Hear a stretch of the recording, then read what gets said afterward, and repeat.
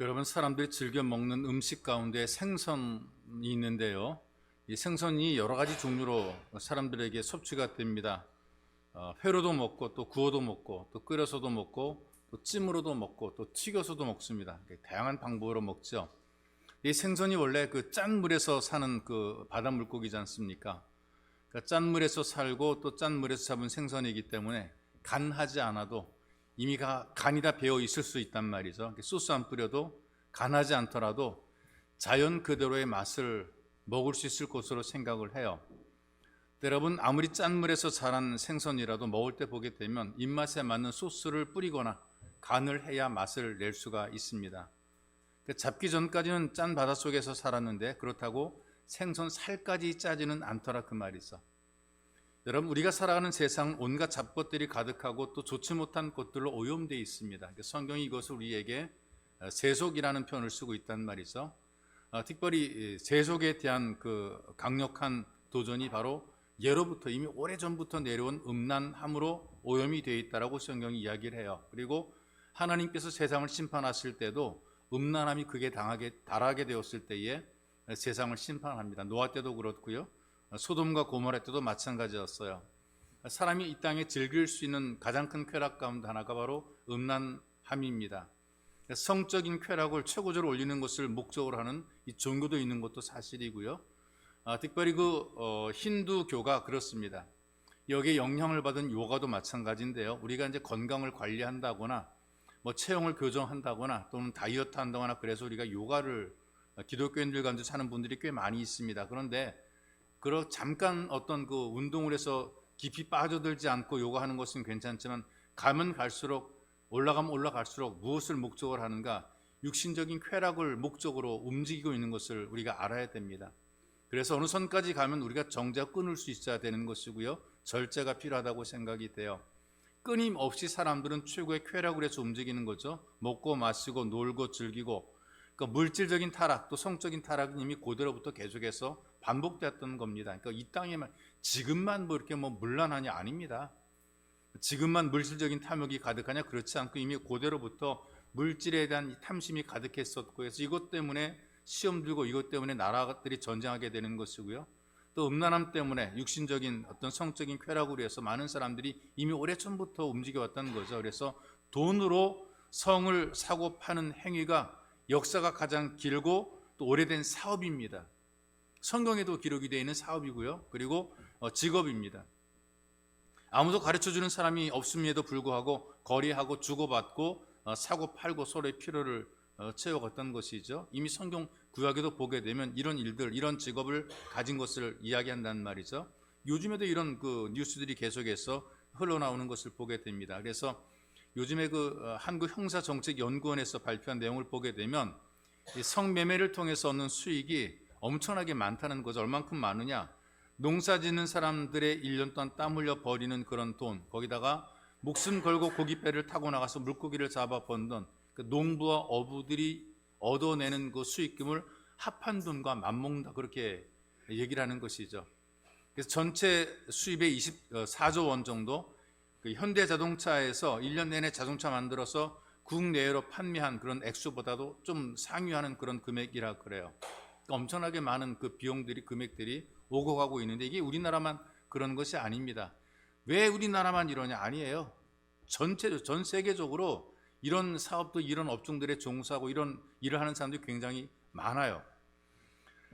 그리고 20대부터 60대까지 해당하는 사람, 20, 30대에 해당하는 여성 가운데 100명 중에 4명이 이제 여기에 이런 업종 직업을 가지고 일하고 있다. 그러니까 성 관련된 사업을 하고 있다. 이제 그렇게 그 얘기가 나왔습니다. 이것뿐 아닙니다. 마약도 마찬가지고요. 전부 다 어떤 그 육신의 쾌락을 위해서 움직여지는 그런 부분들이 굉장히 많은데, 특별히 사이버 중독 예방센터 소장인 김영숙이라는 분이 전하는 내용을 보게 되니까 스마트폰이라고 하는 여러분들이 갖고 다니는, 누구나 남녀노소 다 갖고 다니는 이 스마트폰을 사용해 가지고 어른 아이 불문하고 채팅을 굉장히 많이 한다 그래요. 이 채팅이 뭔가? 먹는 거냐 입는 거냐? 연세 드신 분들 잘 모르실 터인데요. 만나는 거예요. 채팅은 만나는 건데 끼리끼리 만나기도 하고 아는 사람끼리 만나기도 하고 생판 모르는 사람끼리 만나기도 하고. 어떻게 만나냐? 뭐 얼굴을 직접 봐서 만나기도 하고 가서 만나기도 하고, 그런데 그 전에 이 컴퓨터나 스마트폰으로 연결해서 먼저 미리 만나는 겁니다. 전화를 하는 것처럼 서로 소개를 다 해서 이제 만나고 마음에 들면 같이 이제 날짜를 정하고 이렇게 만나게 되는 거죠. 이렇게 만나게 되는 것을 채팅이라고 얘기를 하는데, 채팅을 시작한 지 한 3개월이 넘는 주부들을 보게 되니까 한 100%가 남편이 모르는 애인이 있다, 뭐 그렇게 통계를 내고 있더라고요. 그러니까 채팅 클럽이 있어요. 다양한 채팅 클럽들이 있고 동호회들이 있고 모임들이 굉장히 많은데요. 공식적으로 한 1820만 명 정도가 거기에 가입되어 있고 이것 움직인다, 뭐 중복돼 가입하는 사람이 굉장히 많을 겁니다. 이런 채팅 클럽이 10,000개가 넘는다 이렇게 얘기를 하고 있어요. 여기저 중복해 가입했기 때문에 아마 굉장히 많은 사람이 가입했을 건데요. 궁금하니까, 이 뭔가 궁금해서 이제 호기심 때문에 가입을 하게 되는데 이게 굉장히 위험한 겁니다. 아담과 하와가 선악과를 따먹으려고 그 앞에 섰을 때 호기심을 자극했던 것처럼 이 사람의 호기심이 굉장히 참 문제를 일으키는 경우들이 많습니다. 호기심으로 가입을 했거나 호기심으로 하다가 더 깊이 빠지는 경우들이 굉장히 많아요. 오래전에 그 채팅 문제를 연구하는 목사님이 계시는데요. 지금 고인된 사랑의 교회 옥하는 목사님에게 전화를 했대요. 목사님 교회에서 제자 훈련한다고 자부하시고 제자 훈련에 목숨 걸었다라고 말씀하시는데 사랑의 교회 다니는 여성도들 가운데도 채팅방에 들어와 있습니다, 이렇게 얘기를 해가지고 놀랐다, 충격받았다, 그렇게 이야기를 하더라고요. 또 요즘엔 이것만 있는 게 불륜을 아예 조장하는 웹사이트가 있어요. 회원으로 가입하게 되면 불륜 상대를 만나서 서로 불륜을 할 수 있도록 조장하는 이제 그런 사이트 만남인데요. 애슐리 메디슨이라고 하는 그런 웹사이트입니다. 수천만 명의 사람들이 거기 가입을 하고 있어요. 거기서 뭐라고 하느냐? 애인을 찾습니다. 인생은 짧습니다. 바람을 피우세요. 아니, 노골적이에요. 바람을 피우세요. 어떻게 하시겠습니까? 뭐 인생이 짧은데 확 바람 피워요? 전 세계 3,900만 명 정도의 회원이 요즘 좀 늘어났을 거라고 생각이 됩니다. 직접 활동하는 회원은 한 230몇 명 정도 되고요. 한국 가입자도 한 100만 명 된다 그래요. 정부 부처 관계자들도 한 200만 명이 들어가 있고요.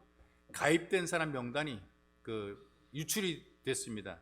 유출이 돼서 공개가 되는데 미국의 한 목사님이 명단이 공개되니까 양심의 가책을 견디지 못하고 자살한 사건도 일어났어요. 이 정도로 이게 엄청난 충격으로 지금 다가오고 있단 말이죠.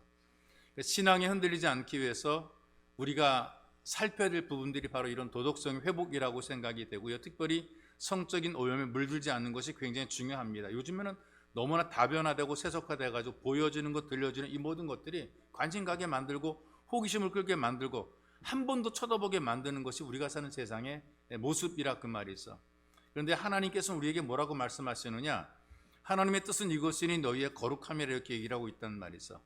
부정하게 하는 것이 아니고 거룩하게 하심이라고 우리를 부르셨단 말이에요. 그런데 지금 우리가 사는 세대 자체가 우리 힘으로 어떻게 이걸 막아낼 능력이 없어요. 이 세속의 흐름이라고 하는 것을 우리가 막 모여가지고 이렇게 막아지는 것이 아니더라고요. 역사가 그래 왔고 실제로 삶의 모습들을 보게 되면 우리가 나가서 뭐 쉬려고 한다 그래서 이게 뭐 막아지거나 되거나 그런 것은 아닌 거예요. 참 무서운 흐름이라고 생각이 되는데, 그렇다면 무슨 수로 우리가 막을 수가 있겠는가? 우리는 과연 이런 환경, 이런 문화 속에서 우리가 신앙을 지키며 살 수 있겠는가?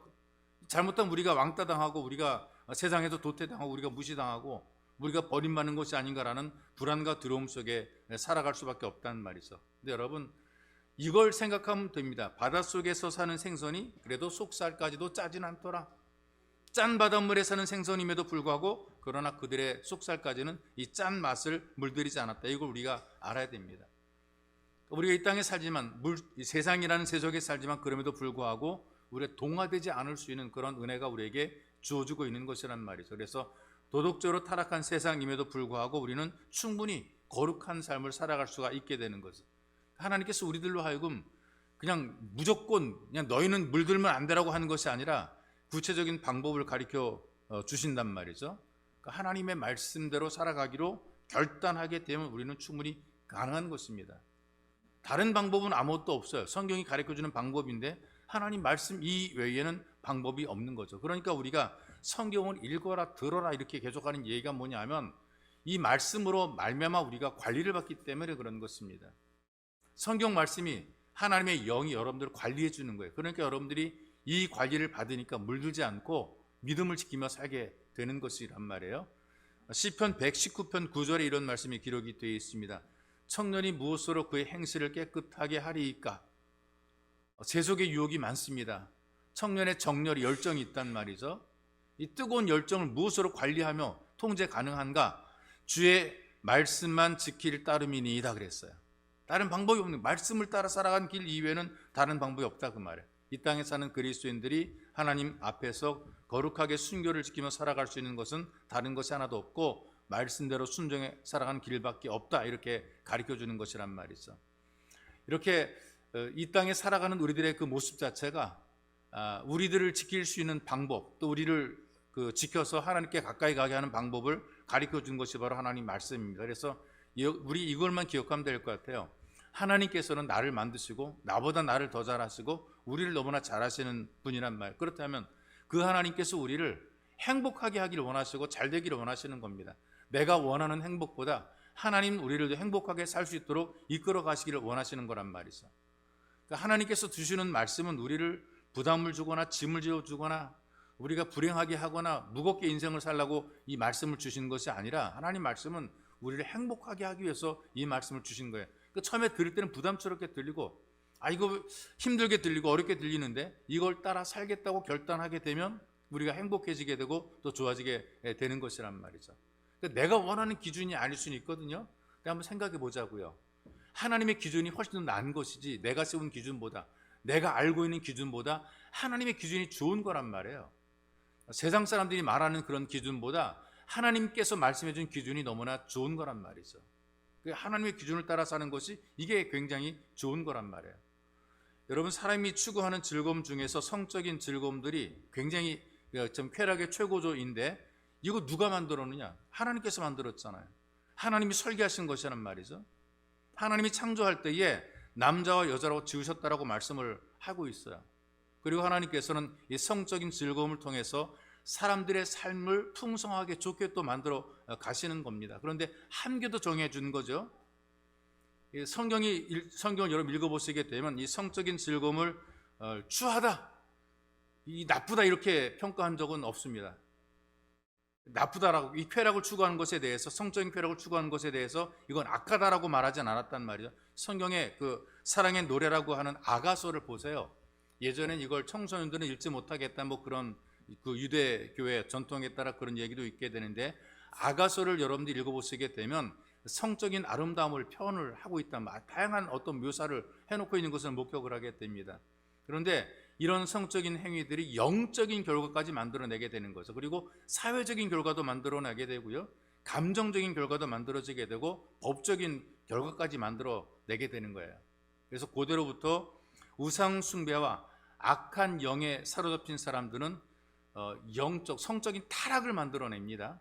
신앙 자체가, 종교가 성적인 타락을 만들어내는 이단들 보세요. 여러분, 뉴스에 나온 이단들 보게 되니까 거의 다 이 성적인 타락을 만들어내고 있단 말이에요. 문란하게 만들고 음란에 빠지게 만드는 그런 일들을 계속해서 저지르게 되는 것이란 말이에요.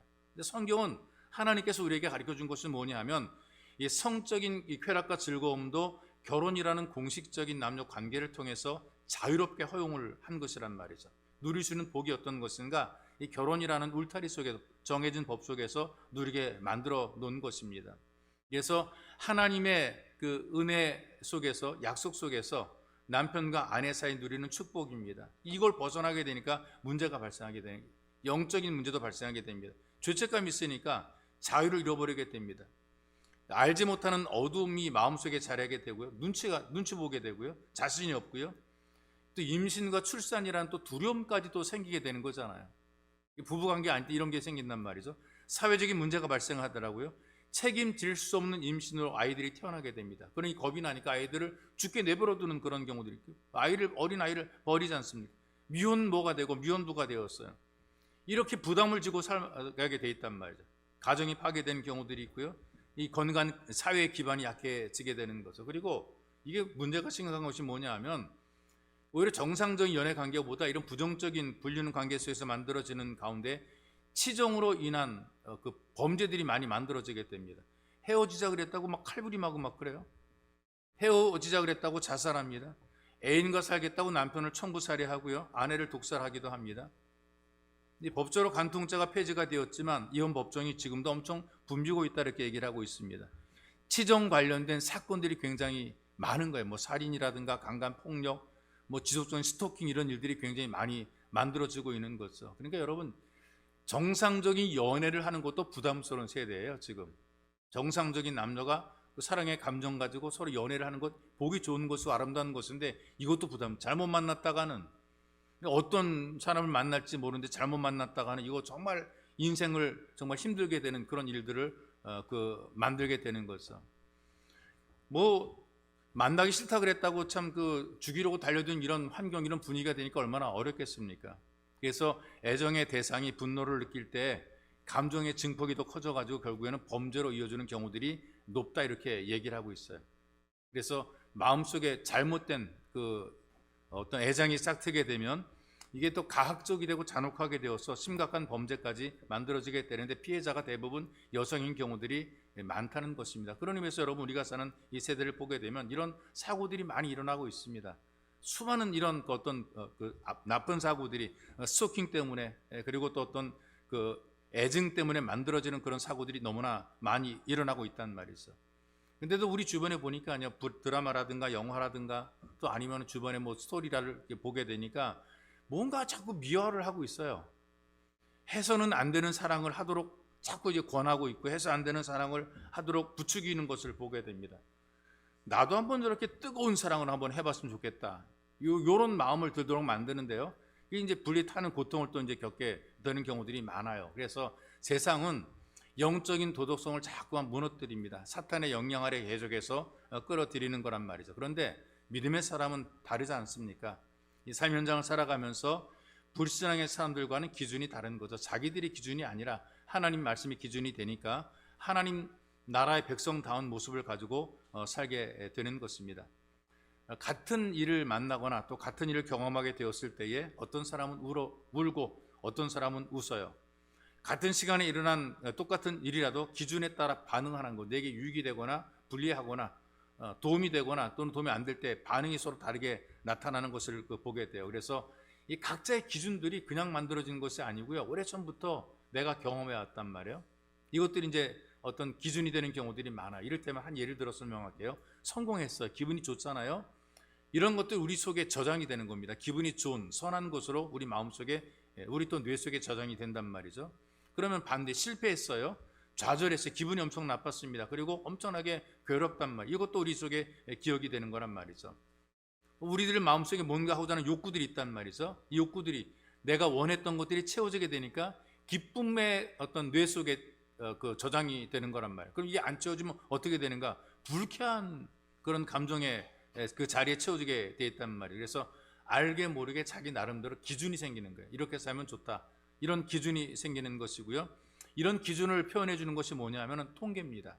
지금 사람들이 갖고 있는 생각이 어떤 생각일까? 이 통계를 설문을 해보게 되면 거기에 나온 통계들이 자기의 경험에서 나온 그런 통계들을 이야기를 하고 있단 말이죠. 그래서 꽤 오랜 시간이 지났지만 초등학교 애들에게 질문했어요. 어떻게 살고 싶냐? 꿈에 대해서 이제 미래의 소망에 대해서 물어봤어요. 그랬더니 아이들이 대부분 통계적으로 어떻게 나왔냐? 편안하게 살고 싶다. 아니 초등학생들이 뭐 그렇게 어렵다 편안하게 살고 싶을까? 근데 애들이 그렇게 썼어요. 그리고 유명하게 살고 싶다. 탤런트들이라든가 뭐 가수라든가 뭐 이런 사람도 있잖아요. 또 운동선수 이런 사람도 유명해지니까 인기 많고 돈도 많이 벌고 막 그러니까 유명하게 살고 싶다. 그 다음에 마지막이 뭔 줄 아세요? 부자로 살고 싶다. 애들 속에 어린 아이들이니까 그런 경제관념 이런 것들보다 부모들이 다 챙겨줘 그런 환경 속에 살고 있는데 어린 아이들이 한 5학년쯤 된 아이들에게 물었던 설문이거든. 그런데 부자로 살고 싶다. 이게 기준이란 말이에요. 이런 아이들이 지금 컸습니다. 지금 20, 30대를 이루고 있단 말이죠. 이런 기준대로 가다 보니까요, 똑똑하고 젊은 사람들이 의대로 갑니다. 의과대학 간단 말이죠. 가가지고 어떤 과를 선택하는가? 흉부외과 같은 데는 선택 안 해요. 고생하고 힘들고 잘못해서 의료사고 나게 되면 그 독박스 이런 데는 안 하게 돼요. 돈 많이 버는데 뭐 치과 같은 데 가게 돼, 성형외과 같은 데 이런 데 돈 많이 버는 쪽으로 자꾸만 가게 되는 거란 말이죠. 그래서 돈이 많이 벌지 못하는 과에는 전공 이유가 별로 없다 이제 그렇게 얘기를 한단 말이에요. 돈에 죽고 돈에 사는 기준이 되었습니다. 편하게 살 수 있으면 뭐든지 할 수 있다는 거예요. 편하게. 이 어린 아이들부터 마음속에 갖고 있던 생각, 편하게만 된다면 내가 뭐든지 할 수 있다. 그리고 쾌락을 위해서라면 얼마든지 시간도 돈도 투자한다는 것이죠. 여러분, 이 기준이 안 바뀌는 거예요. 잘 안 바뀝니다. 특별하게 뭔가 망치를 얻어맞듯이 하나님이 꽝 하고 우리를 치기 전까지는 안 바뀌게 되는 거란 말이죠. 예수를 믿어도 안 바뀌어요. 예수님의 이름을 부르고 살아도 그 사는 모습이 불신자 같고 더 심한 경우들이 많아요. 왜냐하면 그런 가치관으로 경험 속에 꾸준히 살아왔기 때문에 이게 안 바뀌는 거예요. 하나님 말씀이 내게 부딪혀오고 예배를 통해서 뭔가 정신을 차리게, 성령이 우리를 뒤집어 놓기 전에 이게 안 바뀌는 거란 말이죠. 기준이, 신앙의 기준이 없이 살기 때문에 이렇게 되는 거란 말이죠. 그러니 우리가 자기도 제대로 변화시키지 못한 상태로 누구를 바꾸겠습니까? 내가 나도 되지 못했는데 내가 어떻게 바꿀 수가 있겠어? 표준이 없는데 세상 사람들이 살아가는 그대로 살아가는 이런 환경 가지고 내가 뭘 할 수 있겠느냐 말이죠. 내 경험이 기준이 되고 내가 참 알고 있는 것이 기준이 되고, 그러니까 우리가 실패할 수밖에 없어요. 그래서 우리가 기준이 있어야 되는데 기준은 다른 것이 아니라 하나님 말씀이란 말이죠. 종교들은 나름대로 뭐 많든 적든 뭐 역사가 있든 없든 경전이, 자기 나름대로 어떤 경전이 있단 말이죠. 근데 이 기독교도 마찬가지로 특별히 하나님 말씀인 성경이 있단 말이에요. 그래서 이 다른 종교들은요, 경전을 몰라도 다 신앙하더라고요.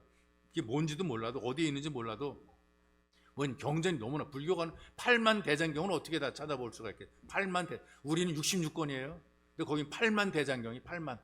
이거 어떻게 뭐가 어디인지 어떻게 알겠습니까? 승려들도 지들도 모른단 말이에요. 근데 이런 그 경전을 몰라도 종교가 가능한, 생활이 가능한 거예요. 근데 우리는 성경을 알아야 가능해요. 하나님 말씀을 읽어라 이렇게 하는 게 가능하단 말이에요. 성경을 통해서 신앙의 근거가 되기 때문에 이걸 읽으라는 것이죠. 성경 이외에 다른 신앙의 근거를 가지고 있지는 않아요. 다른 데는 뭐 누구의 말이 신앙의 근거가 돼요. 어떤 유명한 법사가 한 말이 이게 이제 믿음의 근거, 신앙의 근거인데 우리는 그런 거 없습니다. 아무리 유명한 목사가 어떤 말 해도 그게 믿음의 근거가 되는 게 아니에요. 성경만이 신앙의 근거가 되는 거란 말이죠.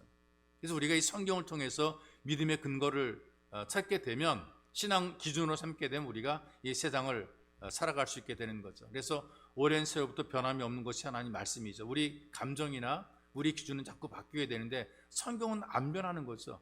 이 표준에서 벗어나지 않을 때에 영적인 도덕성을 회복하게 되는 것입니다. 그래서 여러분, 우리가 하나님 말씀을 계속 보는 거예요. 부지 중에라도 보게 되면 우리가 부지 중에 어떤 자리에 있든지 성경 말씀이 생각이 나는 거예요. 이 말씀이 우리를 이끌어 가는 거예요. 이 성경이 우리에게 길이 되는 거란 말이죠. 그래서 삶의 표준이 되는 하나님 말씀 가운데 특별히 시편 119편은 하나님 말씀을 기록해 놓은 것인데, 거기에서 5절부터 8절까지만 제가 읽어드릴게요. 5절부터 8절까지 읽어드리겠습니다. 내 길을 굳게 정하사 주의 율례를 지키게 하소서. 내가 주의 모든 계명에 주의할 때에는 부끄럽지 아니하리이다. 내가 주의 의로운 판단을 배울 때에는 정직한 마음으로 주께 감사하리이다. 내가 주의 율례들을 지키오리니 나를 아주 버리지 마옵소서. 여러분, 시간이 나거들랑 시편 119편을 찾아보시게 되면 하나님 말씀이 어떠한지 우리에게 교훈을 주고 있습니다. 이 말씀을 따라가게 되면 이것저것 복잡하게 생각할 필요 하나도 없습니다. 이 여러 가지 오염된 이런 환경과 분위기를 이 하나님 말씀이 우리를 극복하게 만들어 주는 거예요. 그래서 여러분들은 이 하나님 말씀을 따라 오염된 세상을 극복을 하고 도덕성이 회복될 수 있기를 주님의 이름으로 축복합니다. 좋으신 아버지, 고맙습니다. 우리에게 은총과 사랑을 베풀어 주시고 우리를 주님 부족하지만 하나님의 집으로 불러주시고 예배의 자리로 부르셔서 세상과 다른 또 다른 하나님의 기준으로 하나님 백성으로 살아갈 수 있도록 우리를 도우시니 감사합니다. 하나님 자녀의 권세를 가지고 세상과 대항하며 세상을 이기도록 인도하시니 하나님 참으로 감사를 드립니다. 하나님, 넘칠거리는 세속의 유혹들과 세상의 도전들을 극복해내는 방법, 오직 주의 말씀으로 사는 방법밖에 없사오니 우리의 뇌리 속에, 우리의 가슴 속에 주의 말씀이 새겨지게 하시고 이 말씀들을 통해 인도를 받으며 세상을 이기는 복된 예배자가 되도록 우리를 도와주옵소서. 보배로우신 예수님의 이름으로 기도하옵나이다. 아멘.